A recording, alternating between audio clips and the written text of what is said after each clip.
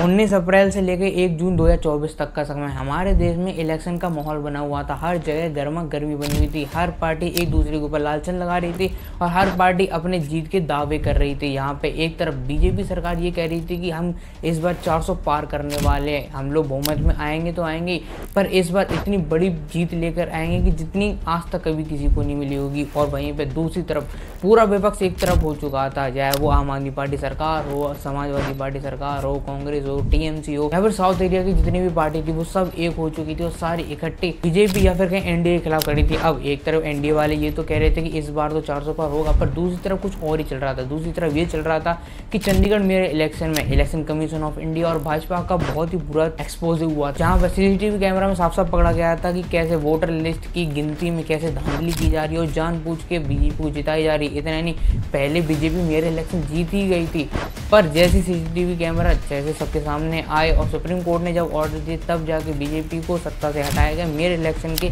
और दूसरी पार्टी को जिताया गया। इतना नहीं, इलेक्शन से जस्ट पहले इलेक्टोरल बॉन्ड भी सबके सामने आ गए, जिसमें कई सारे लोग भाजपा के खिलाफ हो गए और ये कहने लगे कि ये लोग बड़े बड़े इंडस्ट्रियलिस्ट से चंदा लेते और उनके काम करते हैं।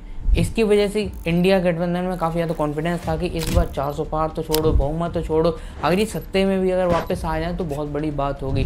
हर जगह अपने अपने ओपिनियन चल रहे थे, पर जैसे ही 4 जून को इलेक्शन का रिजल्ट आया तो काफ़ी ज़्यादा लोग शॉक हो गए। यहाँ पे जो जितनी भी पार्टी जो भी दावे कर रही थी सब गलत हुई। ना ही भाजपा एनडीए को पूर्ण बहुमत मिली और ना ही इंडिया गठबंधन सरकार में आई। इतनी ज़्यादा क्लोज कॉल पर ये इलेक्शन के रिजल्ट अनाउंस किए गए थे कि अगर एक पार्टी, अगर एक अकेले इंसान का अगर इधर से उधर अगर सपोर्ट चलाया जाए तो मेरे ख्याल से तो इस टाइम पे जो पार्टी है वो सरकार में नहीं होती, इंडिया अलायंस हो सकती थी। जी हाँ, चंद्रबाबू नायडू या फिर कहीं खास करके नीतीश कुमार का अगर सपोर्ट इंडिया अलायंस में चला जाता तो सरकार इंडिया अलायंस की होती।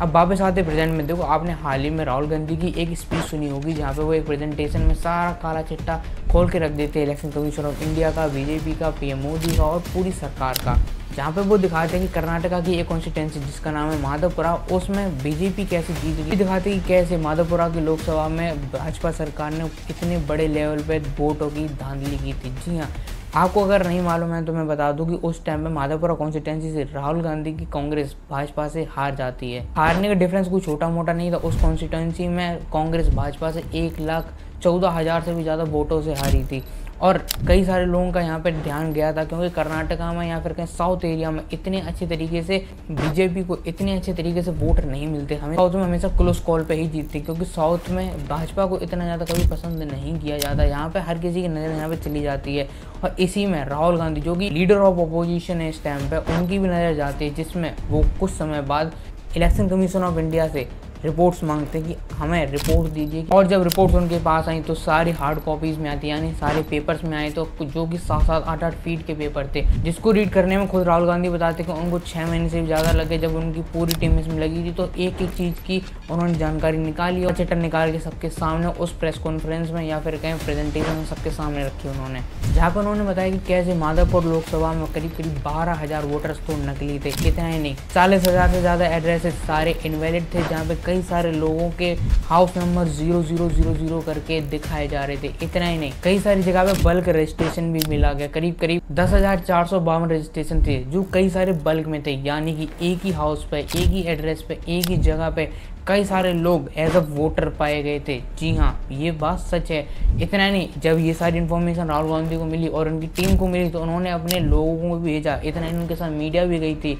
जब ये प्रेस कॉन्फ्रेंस कहीं, जब ये सारी इन्फॉर्मेशन सबके सामने बाहर आ गई तो वहाँ पर मीडिया भी गई थी, जहाँ पर मीडिया ने खुद बताया कि उस 10 फीट के कमरे के या फिर कहीं घर के अंदर 80 लोगों का रजिस्ट्रेशन था, जहाँ पे 80 में से सिर्फ और सिर्फ 2 ही लोग मिले।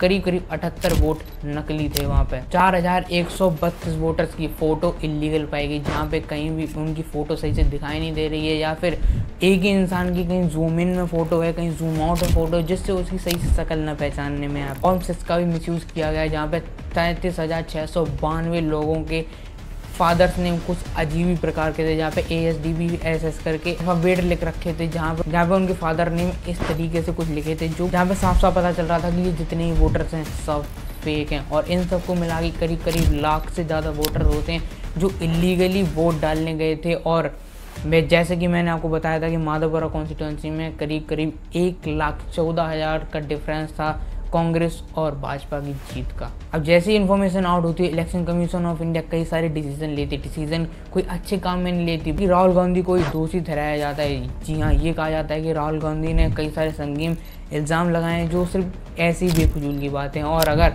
सही में उनको लगता है कि जो सारे एविडेंस हैं वो बिल्कुल सही हैं तो उनको ओथ लेनी पड़ेगी, तभी हम इन पे कुछ डिसीजन लेंगे, वरना ये सारी चीज़ें वैलिड नहीं मानी जाएंगी। और इतना नहीं, राहुल गांधी को पब्लिकली माफ़ी भी मांगनी पड़ेगी। जिसके बाद कांग्रेस की टीम का और ख़ास करके राहुल गांधी का एक्सप्लेनेशन था कि देखिए ये इन्फॉर्मेशन खुद इलेक्शन कमीशन ऑफ इंडिया के पास थी, जहाँ से हमने मंगाई थी, उसको वेरीफाई करके उसको चेक करके ये इन्फॉर्मेशन हमने सबके सामने रखी थी, तो इसमें कुछ गलत होने का कोई पॉइंट ही नहीं बनता। और यही बात रही अगर ओथ लेने की, तो ओथ वो ऑलरेडी पार्लियामेंट में एज ए MP ऑलरेडी ले चुके हैं, तो ओथ लेने की भी बात नहीं बनी। बात ये है कि ये सारी चीज़ों को ये घुमाना चाहते हैं। इतना ही नहीं, आपको बहुत अच्छे से पता होगा कि जैसे ये सारी चीज़ें सामने आने लगी तो सुप्रीम कोर्ट ने डॉग के ऊपर कुछ डिसीजन लिए कि जितने भी स्ट्रे डॉग हैं उनको सेफ्टी और सिक्योरिटी में अंदर रखा जाएगा। ये सारी चीज़ें बाहर हुई। वैसे न्यूज़ मीडिया बहुत ज़्यादा एक्टिव होगी, कैसे भी करके राहुल गांधी की बात को छुपाने में लग गई।